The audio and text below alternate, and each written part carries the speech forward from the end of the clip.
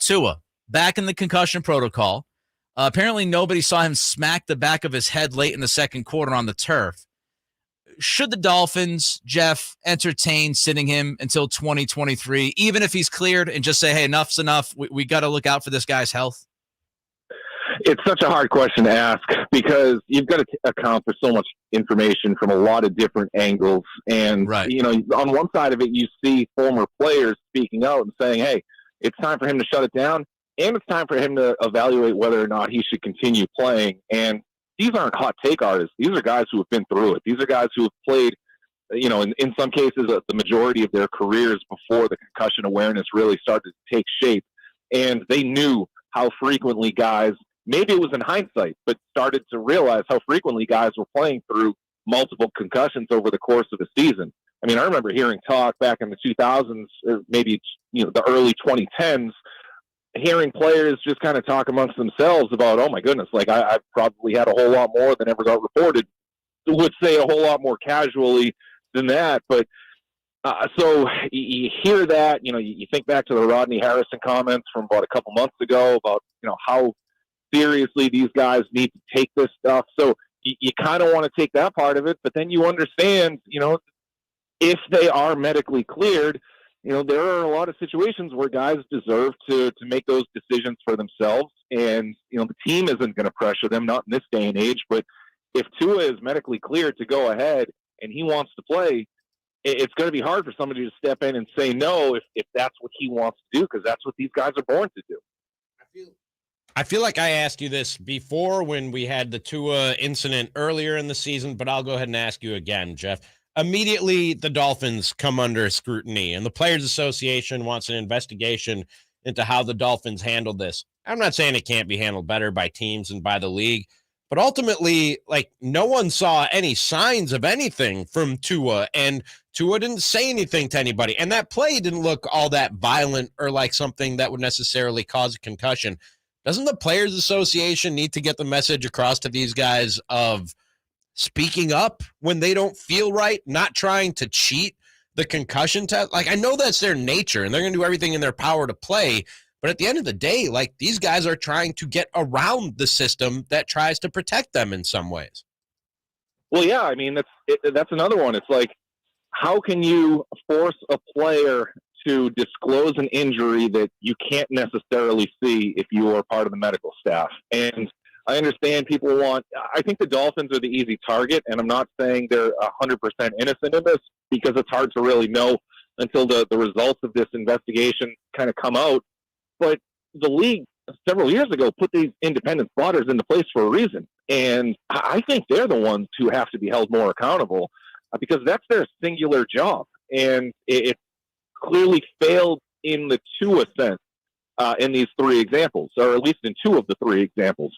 But when you don't have the ataxia and the other symptoms that are so easily identifiable, and you've got a player who, the other part is, the player doesn't necessarily always know right away that the concussion is prevalent or exists. Sometimes it takes until the end of the game. Sometimes it takes until a day later. But even in the case that they do know, I mean, there are examples of players saying, well, I memorized the answers to all these tests, all these questions that they were going to ask me during the concussion test in the locker room, because I knew that, in order to get myself back onto the field as a competitor, that's what I wanted to do. So it's just such an imperfect injury to diagnose. Jeff Howe from The Athletic with us here on this Tuesday. The other big story in the NFL the last 48 hours, Jeff, Nathaniel Hackett fired in Denver. I understand there's only 32 head coaching jobs in the league, so it's very difficult to get one, and a lot of guys want them. But relatively speaking, how desirable is that gig? Well,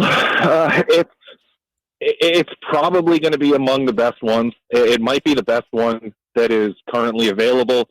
I don't think there are any great ones available right now, and I think there was a bit of a red flag today when the CEO, answering for ownership, said that the next head coach is going to answer directly to him. Yeah, there's a reason why this power structure doesn't, or seldom works, or seldom exists. I mean, unless you're a Bill Belichick, or you've got a Jerry Jones situation where that the owner is also going to be the general manager. these lead to political divides within your building, because if you've got a head coach who is reporting directly to the owner and a general manager who was previously in place reporting directly to the owner, then, that's, you talk about like those cases in like the 1990s Patriots where you had guys going up the back stairs, talking to whoever it was to try to gain power. I mean, you look at the example with the Dolphins fiasco from, the last decade, when you've got way too many people in the front office who are angling for power. This is going to be a bad setup if this is a CEO who thinks that he can have the head coach answer directly to him. Unless you get, and it sounds like they have, they keep saying it, they have confidence in George Payton. But if you don't have a GM and a head coach who are perfectly aligned, at some point, history tells us those two guys are going to work politically against one another in order to salvage their jobs. And that is never, ever, ever a recipe for success. Speaking of the power structure in Denver, a lot of people thought Nathaniel Hackett didn't have a lot of say in a room with a quarterback who got the contract that Russell Wilson got. Do they have to bring in somebody who's established, who's a proven head coach in this league to take that locker room as the undisputed leader of the franchise? Oh, I'm not entirely sure, how bad the power divide was, if it was a situation. Well, the bottom line is it didn't work. Nathaniel Hackett was in over his head. And we've talked about this in the past, way, way more often than not. I think the one and done approach is not the way to go for a million different reasons. This was a situation where you could read the writing on the wall, whether it was week one against Seattle or hiring a guy who was basically a game manager for you, or relinquishing play calling duties so you could take more of an overhead approach. There were signs along the way that Hackett knew that he was kind of in over his head, and it never fixed itself. So this was a move that had to be made. I mean, they have to go get a better coach. So, these are the things that we can see. So I guess, on one side of it, you say you can only imagine what you weren't seeing. But the other side is we still don't know, and maybe we'll have a better idea next year when they have a new coaching system in place, how much of this really was Russell Wilson's fault? I mean, did he really deteriorate way faster than anybody anticipated? And how much of an impact did that play on the rest of the locker room? So there's going to be some unanswered questions, I think, for the time being. Jeff, one more for you. Got about a minute here. Josh McDaniels talked to the media today. He was asked about the idea of playing Jarrett Stidham over Derek Carr. McDaniels did not necessarily protect his QB1. Is Carr out of Vegas this offseason if you were a betting man? So, again, I always want to preface this stuff because I don't want it to sound like a report. I'm not using any sourced information here. If I were a betting man, yes, he's gone because I think they have to look for an upgrade. There were too many. Now, this is not all on him. The offensive line had its issues. The defense certainly has to play a whole lot better.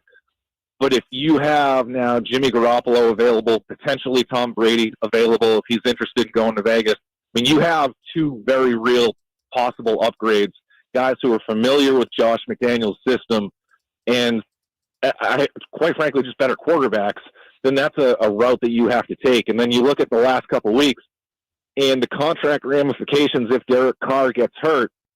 You don't want, I can't remember the exact number, but in the neighborhood of $30 million guaranteed to your quarterback next year for a guy that you may not be married to. That's that's a recipe for a disaster. So, yeah, if I'm a betting man, I think you have to look for upgrades. Appreciate you, Jeff. Thanks, man. Have a great new year. Have a fun weekend, and we'll talk to you next week.